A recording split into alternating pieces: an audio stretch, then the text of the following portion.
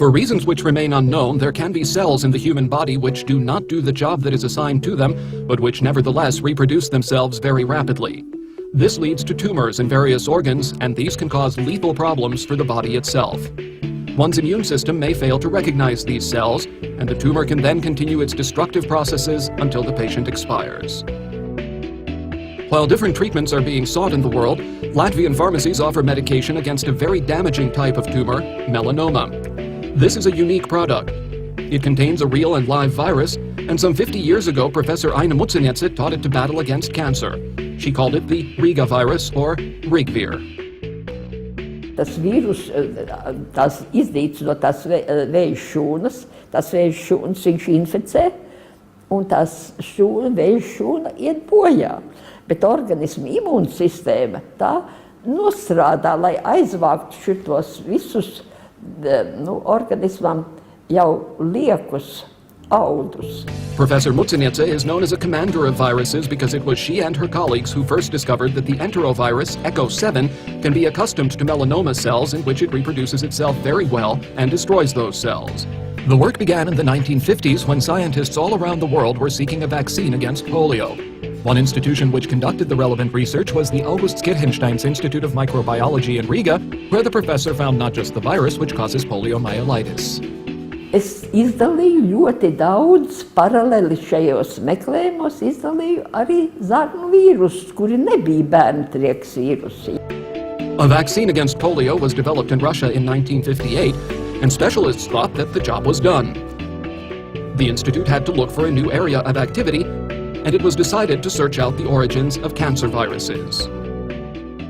Pirmais darbs, ko es dabūju ļoti vecā literatūrā, bija, kad sieviete, kur bija slima ar vēzi, viņa bija suns iekods, un viņu sāka ārstēt ar zakumsargas vakcīnu. Tas ir vīrus, ja? Dzīvs, bet novaināts. Un viņš šīs vakcinācijas laikā, tas audzēs viņai pazuda. Es domāju, nē, tagad es paņemšu, man tur ir simtiem un simtiem zarnu vīrusu stāv tajā leduskapī. Es paņemšu un pārbaudīšu tos vīrusus, vai tiem arī var iznīcināt vēja šūnas. Un tā es ņēmu visus tos vīrusus pēc kārtas. 1, 2, 3, 4, 5 un līdz 70 aizgāja. The research found that a non-pathogenic virus which is found in the intestines of small children but cannot reproduce itself in the body of a healthy adult can find cancerous cells and deal with them. The researchers tested these on their own skin, and they conducted not particularly official clinical research with a female patient. Eventually, they found that the virus was not only harmless for people, but also could be used successfully to destroy cancer. Official permission was received to conduct clinical observations, and soon it was clear that a treatment for melanoma had been identified. Tātad, ECO7 vīrus, jā, tas nav tieši Rigvir, jā, bet tas ir enterovīrus, jā. Rigvir visdrīzāk izstāsta tieši šādi. Tas ir vairākus 10 000 reizi palielinājums ar elektromikroskopu, jā, un rezultātā iedevā māksliniekam, viņš uztaisīja vēl lielāk. Jā. Melanomu nedrīkst starot. Ilgs laiks pagāja, kamēr profesori Muciniece cīnījās, un arī citi zinātnieki pasaulē par to cīnījās. It has been shown that radiation therapy for melanomas only facilitates the further spread of the cancer. It seems that a sixth sense led Professor Muciniece to struggle against this, one of the most difficult types of cancer to treat. Tatiana Pashute came down with melanoma cancer in the early 1980s. After 3 failed operations, Professor Muciniece's method was applied to her. Pēc gada bija apturēts aktīvāks process, un tādā veidā es izvairījos no 4. operācijas.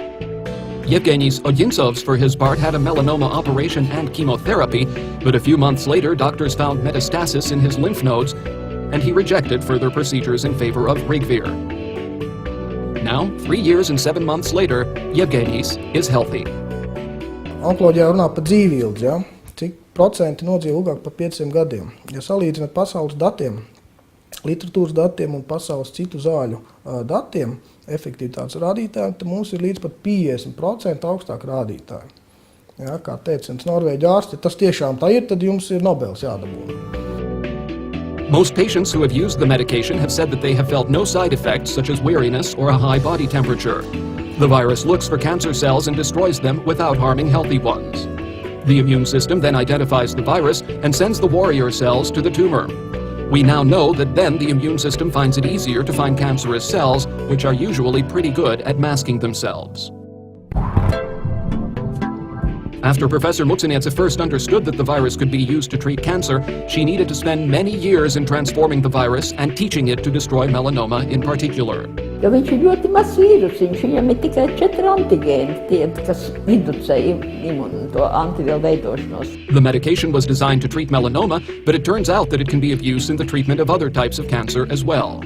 Janvārī vērsās pie mums pacients, kuram pateica, pēc mēneša viņam diemžēl jāatstāja šī zeme. Jau aizkuņa dziedz ar vēsti, ja, un tas ir kā likums vairāk pa pusgadu nevēlkā šī cilvēka dzīve, diemžēl. Ja. Tas ir pamatā daļa tā, ka vēl tiek diagnosticēts. Tagad rudenī šis cilvēks gāja sēnēs. Viņam uzlabojās apetīti, ja, viņam rodās dzīves prieks, ja, viņš sāk kārtot kaut kādas sadzīviskas lietas, mājās. Ja. It took decades to get the medication into pharmacies. By the early 1980s, ideas about the use of viruses to treat cancer were disappearing in the world. Kad pasaule jau bija pievērsusies ķīmijai. Ja? Tātad mēs te klusiņām Latvijā, arī Maskavā un Sarātovā tomēr turpinājām ar vīrusu strādāt, bet kā klīnisko eksperimentu. When Latvia regained its independence, laws related to the registration of medications changed. Un 99. gadā pārtrauca eksperimentālo sēriju ražošanu, diemžēl, ja, jo Zāļu aģentūras ētikas komisija aizliedza tālāk izmantot zāles, jo viņas nebija reģistrētas. Now, there were many patients who had no medication because it takes several years to prepare documentation for the registration of medications. An Aina Mutsenetsa Association is being established to develop immunotherapy for cancer treatments. 2005. gadā zāles tika palaistas aptiekās. Aptiekās viņas sabija 1 gadu. Jo atkal tika apturētas jaunas Eiropas Savienības prasības, un atkal tika dokumenti, ja, līdz pagājušā gada jūlijā zāles atkal tika par jaunu piereģistrētas, un atkal varēja viņas nonākt aptiekās. The license for the medication has no expiration date at this time, and there is no threat that it will disappear from pharmacies once again. The Latvian Center for Viral Therapy, which was established in the spring of 2009, is accepting patients for consultations. Rigvir is finally and stably on its feet. Mēs esam ieviesuši tādu jaunu terminu kā pārobežu medicīnu. Ja? Tātad pacients var palikt pie sevi mājās, mēs konsultēties ar viņu ārstējušo ārstu, izstrādājam savas metodiskās norādes, kā viņam vajadzētu lietot viroterapiju. Konkrēti viņš sūta analīzes, dakteri skatās, sūta tātad tās norādes, kā un ko vajag, un transportējam zāles šim te pacientam individuālām vajadzībām. Mēs dibinājāmies tātad marta beigās, ir pagājuši vairāk mēneši, ja, mums ir Norvēģija, Izraela, Vācija, Lietuva, Igaunija, Krievija. Ja, tātad ļoti strauji attīstamies. Rigvir is gradually becoming known all around the world because of medical tourism and the principle of transfrontier medicine. Consultations are now given over the internet.